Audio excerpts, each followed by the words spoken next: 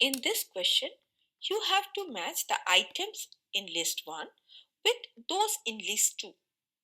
Now, the P wave represents the electrical activity that is associated with atrial depolarization or depolarization of atria. Thus, A matches with 3. The QRS complex corresponds to the rapid depolarization of the ventricles that triggers ventricular contraction. Thus, B matches with 2. The T wave reflects the repolarization of the ventricles, thus marking the recovery phase of the ventricular muscle, that is the relaxation phase. So, C matches with 4.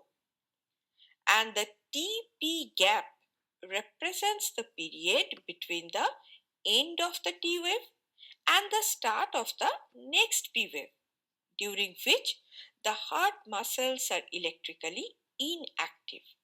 Thus, D matches with 1. Hence, the correct answer is option D.